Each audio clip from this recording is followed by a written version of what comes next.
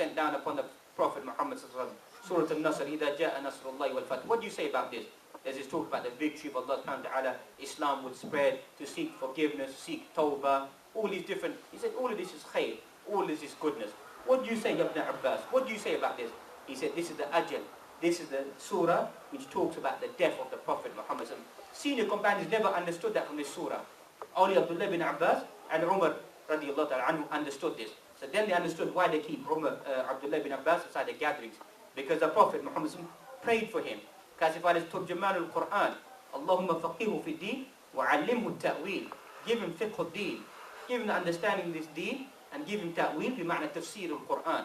That's why generally find whenever you read tafsir Ibn Abbas, if it's authenticated, the person should take it, should accept it. Because it's classified Turjaman al-Quran, deep inside the Quran. Today, how many young individuals who understand the book of Allah subhanahu wa ta'ala? Yes, it may be many young individuals may memorize the Quran, may learn the Quran, but we need tafaqquh for the Quran. We need tafsir al-Quran. We need the understanding of the Quran is the next level. There's many hufad of the Quran. Many people memorize the Quran. Shouldn't just stop there. If you want to create the Islamic movement, Islamic society that people are talking about, you need to have ulama. You need to have fuqaha. It begins by training the young individual, of taking them to a total, you need different level, and you need dimension. And that's if you begin to study about the life of many of the companions. And some people think, maybe the companions were some special angelic form. They never fell into the temptation that we live in, or they were not so committed or had obstacles as we face. Look at, you find, for example, Usama ibn Zayd.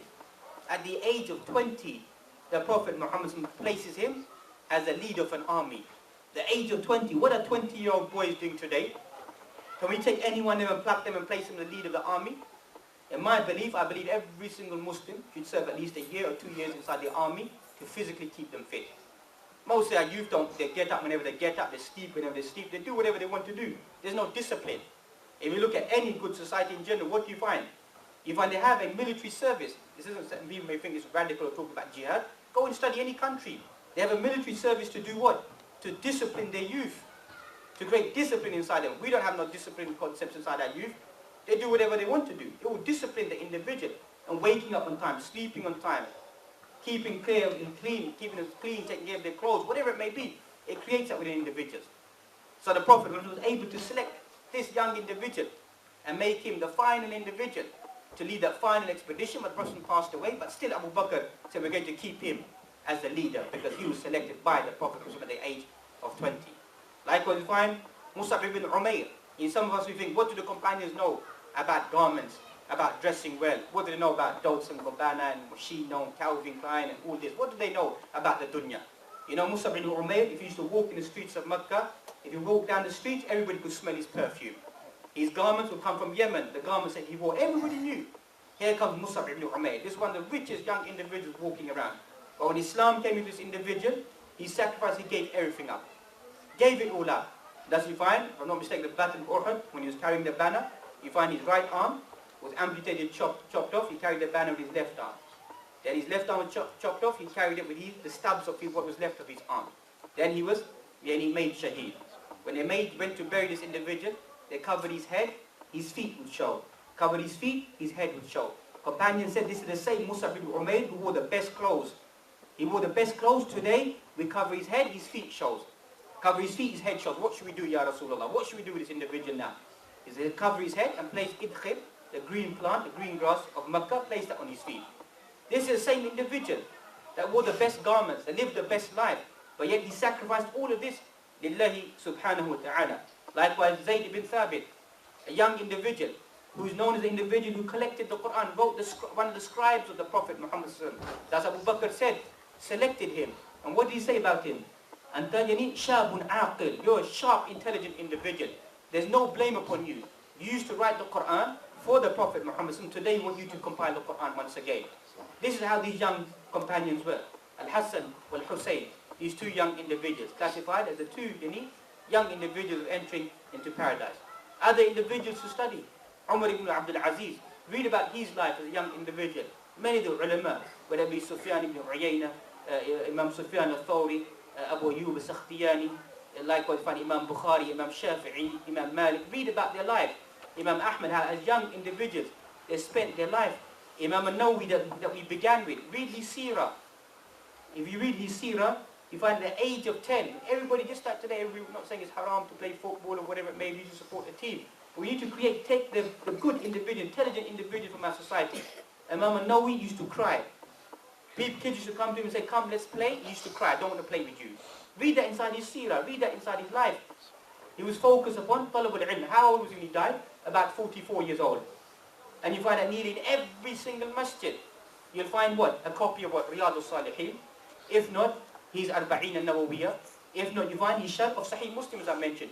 If not, you find even his book on fiqh, that you find that was later completed by Imam Subki in the fiqh of Shafi'iyah that we find. How did Allah subhanahu wa ta'ala bless these individuals at the age of only 40, 42, 44? Imam Qurtubi, Imam Tabari, read through their life. If you calculate the amount of pages, and if you tell somebody to type up a page today, they begin to complain.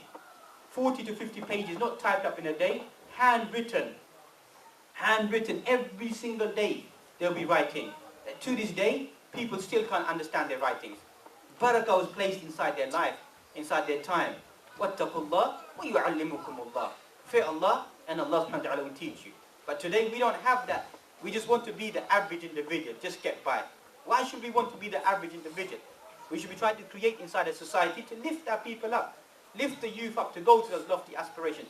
Wherever you go, what are most people talking about? I want to be the next football player, play for Arsenal. I don't know if you guys put it's called Manchester United anyway. We're going to play for them. That's it. Is that our aspiration, to be a football player? Do you really think that's going to lift our society if you become a football player? Look at the lives of most of the football players. The scandals, the illicit behavior, the conduct. Is that a life of a mu'min, a believer? Yes, play football. No harm. But you have an aspiration that I want to be that. That's what I want to be. Those are not our aspirations. That's never going to be the aspiration of a believer. These are things of the dunya. That these people that they want, the aspirations that they have. We have totally different aspirations we should have inside our life.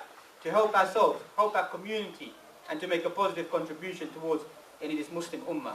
Likewise, you find if it's not in terms of ilm, if you look at conquering the world that we find, you read about the life of Muhammad ibn Qasim al-Thaqafi, Fatih al-Hind was Sindh. The individual, by the permission of Allah, brought Islam to the area of Sindh, current day Pakistan, India, etc., that you find the subcontinent. At the age of what? He was a conqueror at the age of 17. 17, he ripped open these lands, entered into Islam. Likewise, you find, and he's Sultan, the emperor or the leader of Constantinople, modern day, Muhammad al-Fatih of Istanbul today. You find he became, at the age of 10, his father placed him as a Sultan. At the age of 14, he began to govern, he began to rule. When he came at that age, his father had gone into retreat to worship Allah subhanahu wa ta'ala. So he said to his father, look, you need to come back and lead the army into war. Because obviously it's going to be something difficult for me to do. The father said, no, you've been placed as Sultan, it's your task to carry out this.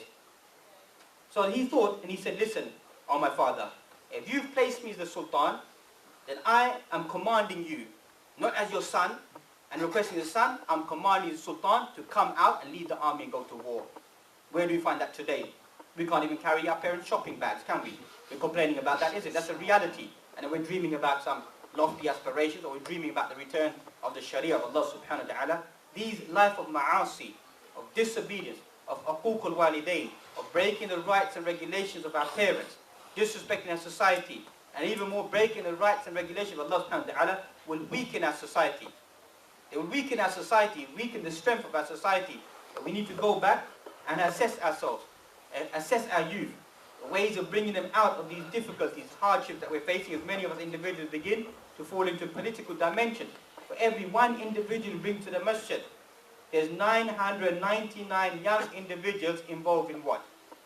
Involved in muharramat, ma natasawwar. Muharramat that we can no longer imagine inside our lives. That Muslim youth are involved. Trafficking of drugs, of prostitution, of crime, of violence, of robberies, visit the prisons. So we may be living that, yes, Islam is rising. Yes, one individual comes to the masjid. Look at the comparison of how many individuals are far away from the deen of Allah subhanahu wa ta'ala. So what are our efforts to bring these people closer to the deen of Allah subhanahu wa ta'ala? The effort should be calling sincerely to Allah subhanahu wa ta'ala. وَمَنْ أَحْسَنُ قَوْلًا مِمَّنْ دَعَا إِلَى اللَّهِ وَعَمِلَ صَالِحًا وَقَالَ إِنَّنِي مِنَ الْمُسْلِمِينَ. Call people to the way of Allah subhanahu wa ta'ala, to encourage them to do righteous actions, submit to Allah subhanahu wa ta'ala. Those are the efforts. كنتم خير أمة أخرجت للناس تأمرون بالمعروف وتنهون عن المنكر. You're the best people ever raised up. You order the good and you forbid the evil, and you believe in Allah subhanahu wa ta'ala. ادع إلى سبيل ربك بالحكمة والموعظة الحسنة وجادلهم بالتي هي أحسن. Call all to the way of Allah subhanahu wa ta'ala with fair preaching and admonition, and debate with them in a manner which is good. That is what we should be doing. Encouraging these individuals to return back to Allah subhanahu wa ta'ala, to become more mutamassikun bidinihi, more strengthened in holding fast to the deen of Allah subhanahu wa ta'ala. Because the only way of life which is going to be acceptable by Allah subhanahu wa ta'ala upon this earth is only al-Islam. That's the only way of life. If a person dies upon sins of disobedience, in general, that is classified as su'ul khatimah, an evil ending. We're not here to send any individual to paradise or send any individual to Jahannam. Allah subhanahu wa ta'ala is ahkamul hakimeen. We're just saying in general, the path of disobedience is a path that leads a person closer to the hellfire. And likewise, a path, as we began with, of associating partners with Allah subhanahu wa ta'ala leads an individual towards the hellfire as well. We want to encourage all of ourselves. In conclusion, the hadith of Safina, the hadith of a ship. This Muslim ummah is one great big ship traveling together. Just like in a ship today, you find somebody's the admiral, someone's the sailor, some are scrubbing the deck, some people are cooking the food, some people are the sailors, whatever it may be. The ship is one complete ship. You need everybody to pull the mast and to control the ship. That's how we are together. There's no difference. That we should think that we're separate. I'm separate, you're separate. And as you find in this hadith of the ship, in the hadith of Bukhari, if I'm not mistaken, you find the people on the lower deck, they always have to come to the upper deck and say to the people, throw the buckets so we may pull up the water and we may take it downstairs. So obviously it's going to be some smart Muslim, just like we find today, who says, why should we bother to go upstairs? Why should we make the long trek to go upstairs and tell them to throw the bucket and get the water and bring it down? Why don't we just drill a hole here? Drill a hole in the lower deck and we extract the water ourselves. What begins to happen? They make the hole, water begins to seep in, you find they drown, and the upper deck drowns. فَهَلَكُوا جَمِيعًا. They all drown. If you drown in your sins, you know what? I drown with you. I drown in my sins, you drown as well. Don't think there's a distinction. That's what some of us think. There's no distinction. If the mu'adham of our shabab, if the majority of us young individuals are drowning in sins, then we're drowning with them. Simple. If the majority of us are not worried about spreading the deen of Allah subhanahu wa ta'ala, then we're drowning and they're drowning with us. Rather, you find the people who don't take no interest. In some riwayat, some narrations that you find, that those pious individuals will be taken before the sinful individuals. Because some of us, we live a personal relationship. Why should we bother to say something to somebody else? No, that's not what Al-Islam is. مَنْ رَأَ مِنْكُمْ مُنْكَرًا فَلْيُغَيِّرُ بِيَدِهِ فَإِنْ لَمْ يَسْتَطِعْ فَبِلِسَانِهِ فَإِنْ لَمْ يَسْتَطِعْ فَبِقَلْبِهِ وَذَلِكَ أَضْعَفُ الْإِيمَانِ. Whoever amongst you sees an evil, change it with your hand. You have the ability and the right capacity, following the dawabit, the shurut, the conditions, etc. If not, change it with your tongue, speak out against it, highlight. This is disobedience. If not, at least despise it inside your heart. Some of us, we don't even despise it inside our hearts. Wallahu a'lam. وَذَلِكَ أَضْعَفُ الْإِيمَانِ. That's the weakest of iman. We see, what do we see around us? Forget the non-Muslims. We see our own Muslim brothers and sisters curtailing one another, kissing one another, smoking drugs, drinking alcohol, fornicating in front of our faces. We even know people, we speak to them, we show respect towards them. What type of iman is that? وَلَكِنَّ اللَّهَ حَبَّبَ إِلَيْكُمُ الْإِيمَانِ وَزَيَّنَهُ فِي قُلُوبِكُمْ وَقَرَّهَ إِلَيْكُمُ الْكُفْرَ وَالْفُسُوقَ وَالْعِصْيَانَ أُولَٰئِكَ هُمُ الرَّاشِدُونَ. Those are real pious individuals that Allah subhanahu wa ta'ala made. زَيَّنَهُ فِي قُلُوبِكُمْ. Iman has become beautified inside your hearts.